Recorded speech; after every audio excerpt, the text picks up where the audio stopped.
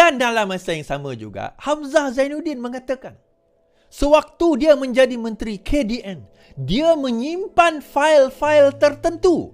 Wow. Daripada pimpinan-pimpinan tertentu. Sudah. Ini ada orang tanya saya, betul ke Is? Pakatan Harapan ada fail-fail. Saya kata, mana saya tahu, tanyalah orang yang buat claim tu. Tiba-tiba tanya aku, mana aku tahu? Kan? Hamzah Zainuddin kata dia ada simpan fail tersebut. Hamzah simpan fail perkara serius ram kapal.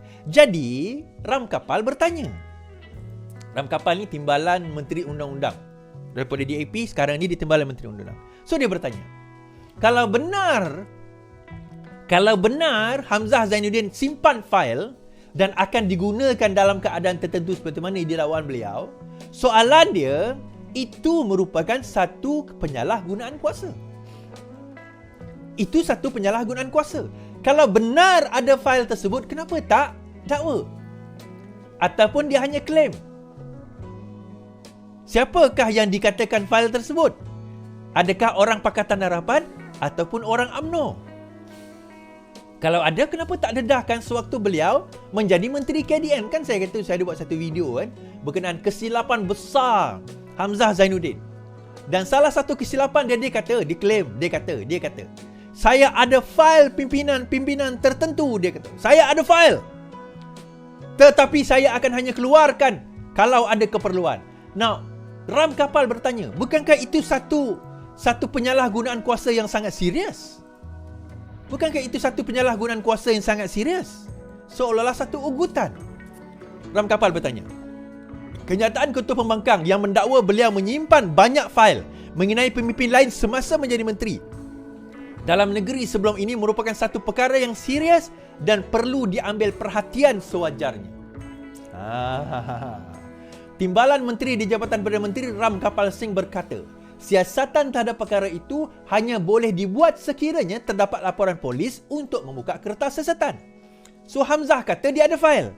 So nak mulakan siasatan, Hamzah kena bagi fail tersebut kepada polis. Baru boleh buat siasatan, kena buat laporan polis.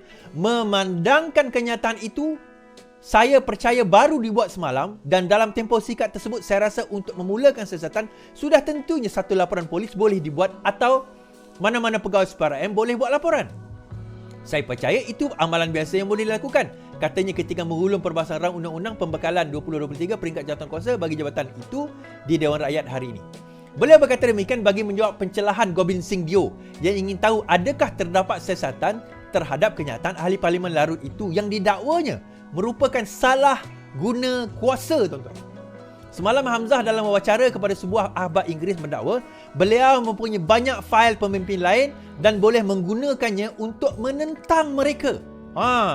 Dalam pada itu, Ram Kapal berkata Suruhanjaya Pencegahan Rasuah Malaysia telah membuka 33 kertas siasatan terhadap penyelewengan dana unit Transformasi Masyarakat India Mitra dengan sepanjang 2021 dan 2022 sebanyak 10 kes telah dituduh di mahkamah di seluruh negara. Siasatan kes ini masih diteruskan dengan beberapa kertas siasatan dan tiada tindakan lanjut. Okey. Yang tu kes yang lain lah. Alright. Nah, kalau kita tengok dakwaan itu, jelas tuan-tuan. Kalau benar dakwaan Hamzah Zainuddin dan dia nak menggunakan dalam keadaan yang tertentu, bukankah itu apa yang kita gelar sebagai salah guna kuasa? Itu yang ditanya oleh Gobind Singh. Is that not a misuse of power? Misuse of power. Aku ada file kau. Kalau kau berani buat apa-apa kat aku, file kau ni aku buka. Siapa engkau itu? Dan kalau dia macam ni, Gobind tanya pada Ram Kapal, benar ke ada kononnya file-file itu sebab Ram Kapal kan duduk dalam menteri Jabatan Undang-Undang kan? Betul tak? Jabatan Undang-Undang. Jadi mungkin Ram Kapal tahu tentang file-file tersebut. Ram Kapal kata, kalau ada, buatlah laporan polis. SPRM pasti dah menyiasat. Kenapa tak ada siasatan?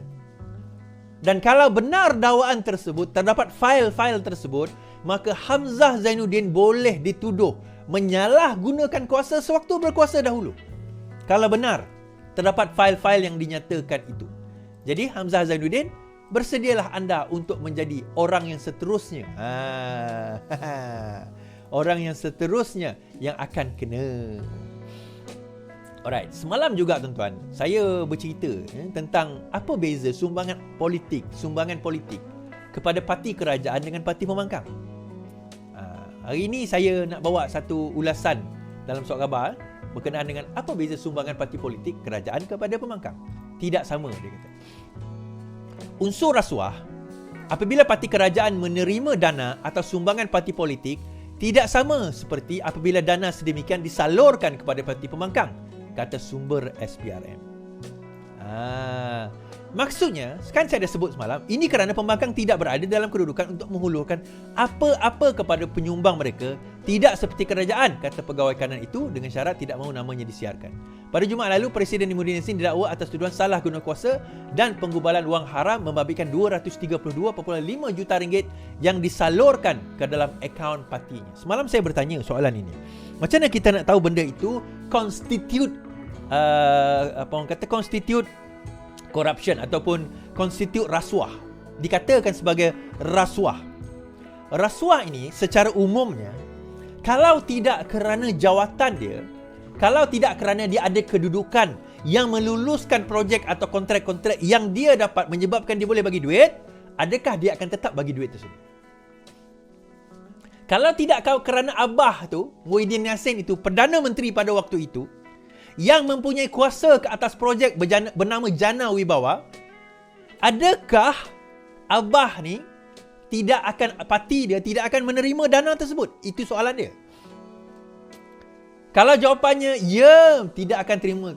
Maksudnya orang itu kan bagi kita, yalah saya bagi sebab dia bagi projek pada saya. Lepas tu dia demand kami bagi dana. So kami bagilah. Even kalau dia tak demand, katakanlah dia tak pernah demand, tapi kami bagi. Yang itu pun boleh dipersoalkan. Dan bagi ni bukan sikit-sikit tuan-tuan, bukan kaleng-kaleng punya bagi. 200 juta satu syarikat. 1,500,000. Dan yang terkini dan terkini. 5 orang lagi didakwa sekarang ini tengah disiasat, termasuk anak seorang ahli politik yang mempunyai jawatan, pernah memegang jawatan tertinggi di dalam negara. Jeng. Jana Wibawa latest arrest involve relatives who allegedly scam politician son. MECC investigation into Jana Wibawa program has uncovered a tangled web involving the family members of a top politician. Speaking on condition of anonymity, a high-ranking MECC officer claimed that a couple had allegedly scammed their relatives into parting with 400,000 in bribes. The alleged scam came out to light when the MECC launched an investigation into a Jana Wibawa contractor suspected of obtaining a project through purported connection with a prominent politician. The official told Malaysia Kini, MECC was informed that the politician's son was also allegedly involved. Upon learning that the politician's son was on the commission's radar, source alleged that the couple, Suspect 1 and Suspect 2, devised a plan with the 3 others to solicit bribe from the man, claiming that they could prevent his arrest. One of the accomplices is an MECC officer, Suspect 3, who had been part of the graftbuster operation into the Jana Wibawa, was not in a position to determine the direction of the probe. Suspect 1 met the politician's son and claimed that an arrangement could be made so he will not be arrested. The politician's son then reportedly went to his brother-in-law, another business person who is also the elder brother of Suspect 2, seeking assistance. It was the brother-in-law of Suspect 2 who was, dia punya brother-in-law dia, who forked out 400,000 to help to pay the bribe kepada pegawai SPRM.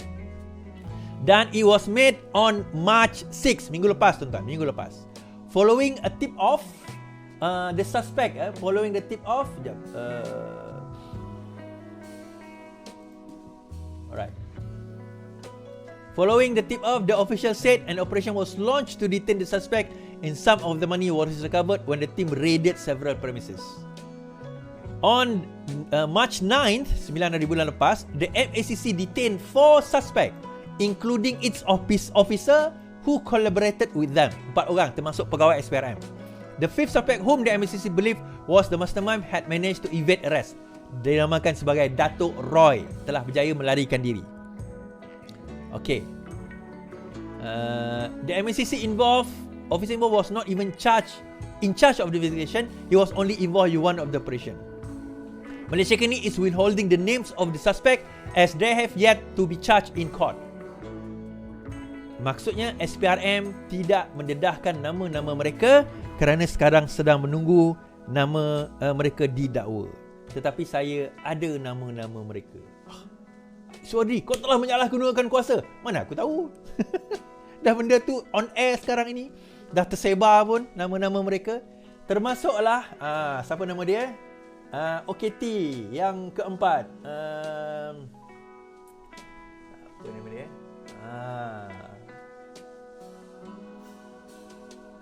Okey, nama dia bermula daripada sekejap.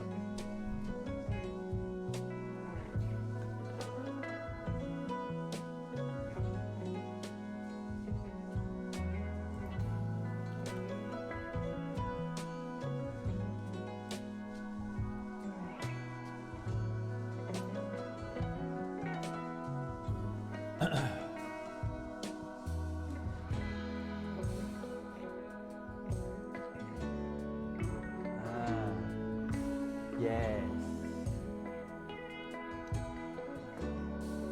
Antaranya supaya tidak ambil tindakan reman ke atas seseorang anak kepada seorang bekas pemimpin yang sangat tinggi yang bapaknya bermula dengan nama huruf M.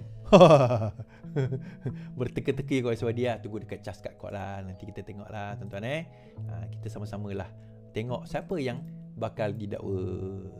Okey. Harap kita faham lah malam ini. Terima kasih 10,000 1.6k 47 orang. Saya tak tahu berapa ramai dekat TikTok Twitter yang menonton saya pada malam ini. Kesimpulan, tuan-tuan, satu perkara yang jelas dalam negara kita, kesimpulannya, satu perkara yang jelas dalam negara kita, bila kerajaan Perikatan Nasional sebelum ini bercakap mengenai bersih dan stabil. Bersih lah. Kenapa digunakan perkataan bersih? Sebab dia menganjing masa itu UMNO. Mereka menggunakan slogan bersih kerana dia menganjing UMNO. UMNO dalam puluhan tahun dia memerintah memang disakau. Ada pemimpin disakau. Kita tak nafikan perkara tersebut. Dan sudah didapati bersalah pun di mahkamah. Iaitu Najib Tun Razak. Termasuklah Rosmah Mansor. Sekarang ini tengah melalui proses rayuan. Namun begitu, parti yang sama dalam masa 33 bulan, tak sampai pun, Mahyadin Yassin, dia jadi pemerintah tu sampai pun 33 bulan. Betul tak? Setuju tak dengan saya? Sebab selepas itu kan Ismail Sabri. Tetapi dalam tempoh masa tersebut, ratusan juta telah diambil, disakau daripada dia. Tapi ada yang kata, kau tengok, kata dulu 600 bilion. Lepas itu turun 90 bilion. Lepas itu turun 4 bilion. Sekarang 300 juta. Tuan-tuan, saya nak bagi tahu. Dia 600 bilion ke? Dia 300 bilion ke? Dia 300 million ke? Dia 300 ringgit ke? Tak ada beza, tuan-tuan. Lecturer saya pernah kata, kau rompak, kau rasuah 100 ringgit, kau rasuah 100 ribu, kau rasuah 100 juta, dia tak ada beza daripada segi hukuman penjara. Yang beza hukuman denda je. Tapi hukuman penjara tak ada beza. Adakah 600 juta, yang 300 juta ni termasuk dalam dana 600 juta itu? Ya. Anwar tak pernah kata 600 bilion, bukan 600 bilion. 600 bilion itu semuanya disakau. Anwar tak pernah cakap 4 bilion tu semua kena sakau. Tetapi total projeknya 6.5 bilion. Total projek 6.5 bilion. Tak kisahlah 60 juta ke, 6 juta ke, 600 ribu ke, 600 ringgit ke. Jumlah itu tidak penting. Yang penting perbuatannya. Seolah-olah ni nak bagi tahu orang PN ni lah. Seolah-olah rompak 600 ringgit, yang tu tak teruk sangat berbanding dengan 600 ribu ringgit. Berbanding dengan 600 juta ringgit. Tak teruk ke? Dosa dia tak sama ke? Tuan-tuan, ini akaun bersatu. Ini akaun bersatu. Korang sibuk apa sekarang ni? Sibuk apa? Kita sibuk lain tuan-tuan. Inilah sibuk pada diri sendiri. Terima kasih. Saya kata sibuk kepada sekarang ni nak membela Abah. Gelombang Abah gelabah. Alright, sekian daripada saya. Terima kasih saya ucapkan kerana bersama saya pada malam ini. InsyaAllah kita akan bertemu lagi pada malam esok. Kalau ada kelapangan, teruskan bersama dengan saya. Terima kasih kerana share, kerana like, kerana subscribe. Yang kat Facebook tu tolonglah klik button like. Paling kurang pun kliklah button like. Terima kasih dekat YouTube. Terima kasih yang subscribe dan teruskan subscribe. Kita jumpa lagi. Selamat malam, selamat istirahat. Yang penting lawan, tetap lawan. Assalamualaikum.